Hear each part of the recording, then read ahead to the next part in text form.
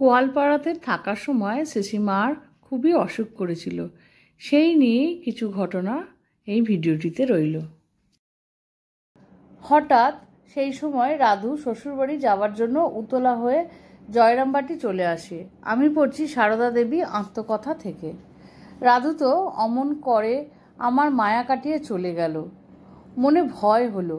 ভাবলুম, ঠাকুর কি তাহলে আমাকে এবার রাখবেন না? বলছেন স্বয়ং বিশ্বজননী মা সারদা, এই যে রাধি রাধি করি, এই একটা মায়া নিয়ে আছি বই তো নয়। তোমরা কি মনে করো, যদি ঠাকুর এই শরীরটা না রাখেন তাহলে যাদের ভার নিয়েছি তাদের একজনও বাকি থাকতে আমার ছুটি আছে? তাদের সঙ্গে থাকতে হবে, তাদের ভালো মন্দের ভার নিতে হয়েছে। মন্ত্র দেওয়া কি চারটিখানি কথা? কত বোঝা ঘাড়ে তুলে নিতে হয়, তাদের জন্য কত চিন্তা করতে হয়। তোমরা কি সব বুঝতে পারো? যদি তোমরা সব বুঝতে পারতে আমার চিন্তার ভার অনেক কমে যেত। ঠাকুর নানানভাবে নানান জনকে খেলাচ্ছেন, টাল সামলাতে হয় আমাকে। যাদের নিজের বলে নিয়েছি তাদের তো আর ফেলতে পারি না। তিনি অর্থাৎ ঠাকুর নিয়েছেন সব বাছা বাছা ছেলে কটি, তা আবার এখানে মন্ত্র টিপে ওখানে মন্ত্র টিপে, আর আমার কাছে ঠেলে দিয়েছে একেবারে সব পিঁপড়ের সার। এবার বাড়িতে অসুখের সময় একদিন মাঝরাতে আমার এমনই খিদে পেল, সরলা টরলা সব ঘুমিয়েছে। আহা, ওরা ওই খেটে খুটে শুয়েছে, ওদের আবার ডাকবো? নিজেই শুয়ে শুয়ে চারিদিকে হাতড়াতে লাগলুম। দেখি চারটি খুদ ভাজা একটি বাটিতে রাখা, আবার মাথার বালিশের পাশে দুখানা বিস্কুটও পেলুম। তখন ভারী খুশি, তাই খেয়ে তো জল খেলুম। জল ঘটিতে সামনেই ছিল। খিদের জ্বালায় খুদ ভাজাও যে খাচ্ছি তা জ্ঞান নেই। সেই সময় রাঁচি থেকে একটি ভক্ত বড় বড় পেঁপে এনেছিল। পেঁপেটা আমি বড় ভালোবাসি। মা, আমি টুকটুক করে তাকাচ্ছি। আহা, ওই পেঁপে আমাকে ওরা একটু দেয় তো খাই। তা ওরা দেবে কেন? তখন যে আমার খুব জ্বর।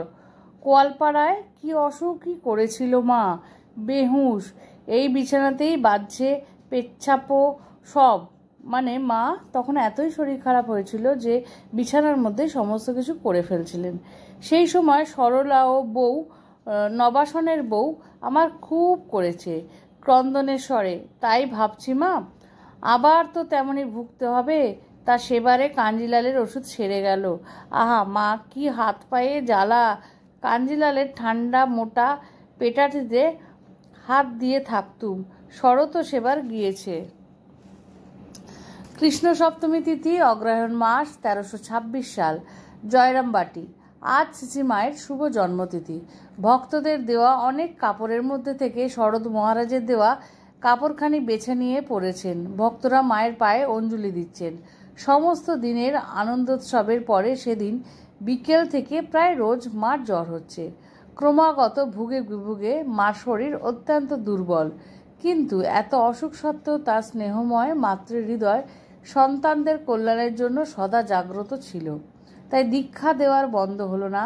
এই সময় তার নিজের ইচ্ছায় বলে কিছু যেন ছিল না। শ্রী ঠাকুরের ইচ্ছাই ছিল তার ইচ্ছা, আর ছিল সকলের প্রতি অফুরন্ত স্নেহ।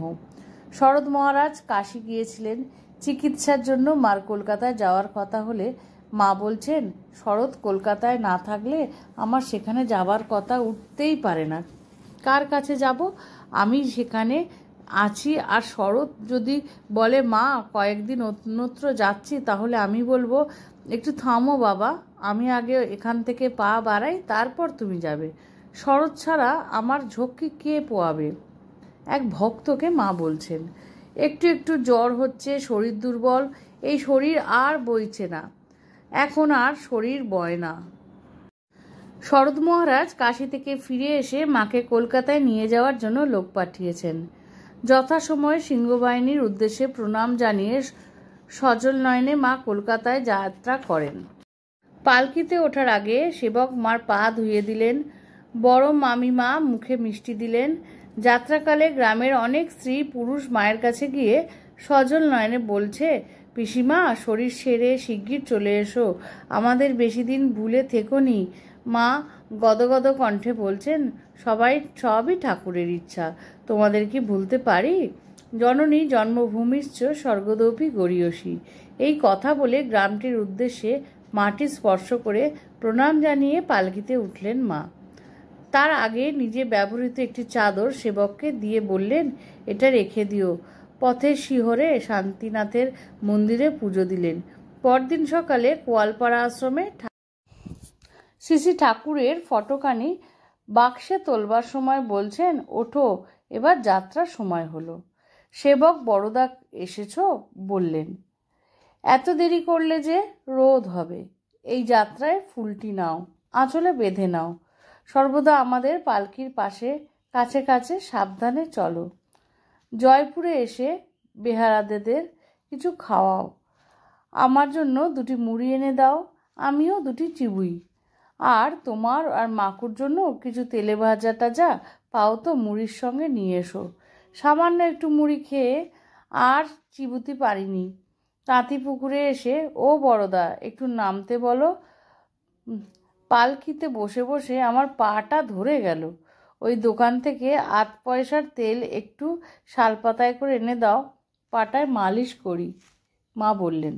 বিষ্ণুপুরে সুরেশ্বর বাবুর বাড়িতে এসে আমি এখানে এনে সুরেশ আমার সর্বদা জোর হাত করে ওইখানটিতে দাঁড়িয়ে থাকতো।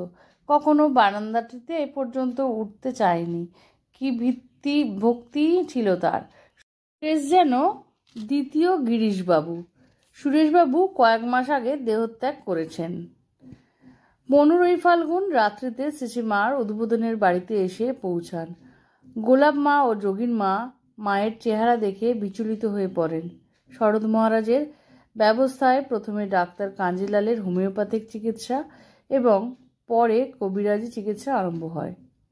এইভাবে মার শরীর খারাপের পর মার সন্তান শরৎ আর সকলে মিলে মা যাতে তাড়াতাড়ি আরোগ্য লাভ করে সেই চেষ্টাই শুরু করলেন।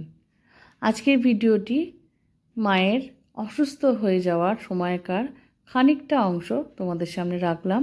দ্বিতীয় ভাগ পরবর্তীতে আসছি। যদি ভিডিও ভালো লাগে লাইক, শেয়ার, সাবস্ক্রাইব করো। সঙ্গে থেকো। মা সকলের মঙ্গল করুন।